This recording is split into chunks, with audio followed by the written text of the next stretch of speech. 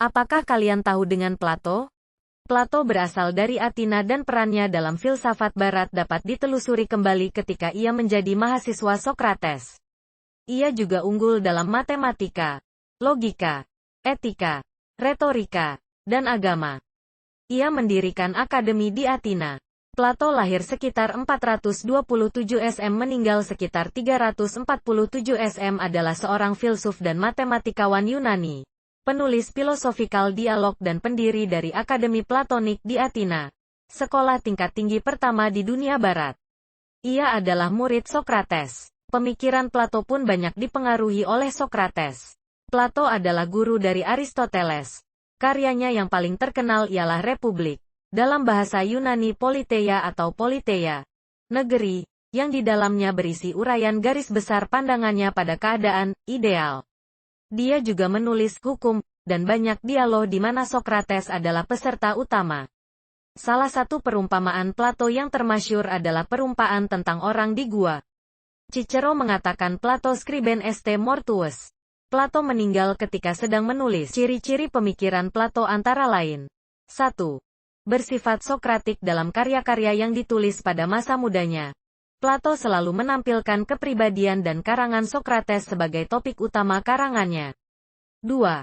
Berbentuk dialog, hampir semua karyanya ditulis dalam nada dialog. Dalam surat 7, Plato berpendapat bahwa pena dan tinta membekukan pemikiran sejati yang ditulis dalam huruf-huruf yang membisu. Oleh karena itu, menurutnya, jika pemikiran itu perlu dituliskan, maka yang paling cocok adalah tulisan yang berbentuk dialog. Pandangan Plato tentang ide-ide, dunia ide dan dunia indrawi. Karya seni 1.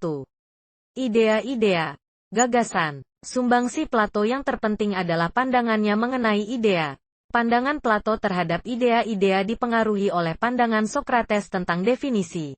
Idea yang dimaksud oleh Plato bukanlah ide yang dimaksud oleh orang modern. Orang-orang modern berpendapat ide adalah gagasan atau tanggapan yang ada di dalam pemikiran saja. Menurutnya idea tidak diciptakan oleh pemikiran manusia. Idea adalah dunia yang melampaui manusia, maka idea tidak tergantung pada pemikiran manusia, melainkan pikiran manusia yang tergantung pada dunia idea. Idea adalah citra pokok dan perdana dari realitas, non-material, abadi, dan tidak berubah. Idea sudah ada dan berdiri sendiri di luar pemikiran kita sebagai manusia. 2.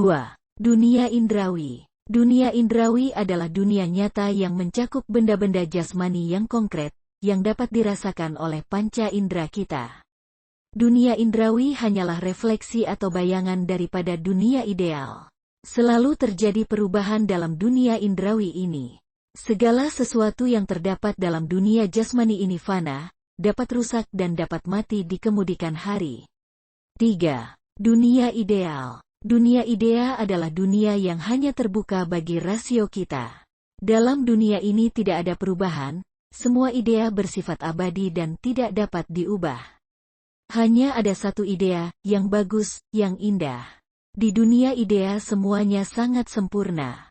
Hal ini tidak hanya merujuk kepada barang-barang kasar yang bisa dipegang saja, tetapi juga mengenai konsep-konsep pikiran, hasil buah intelektual.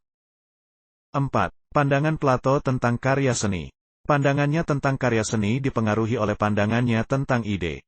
Sikapnya terhadap karya seni sangat jelas dalam bukunya Politeia, Republik. Ia memandang negatif karya seni. Ia menilai karya seni sebagai mimesis-mimesos. Menurut Plato, karya seni hanyalah tiruan dari realita yang ada. Realita yang ada adalah tiruan, mimesis, dari yang asli.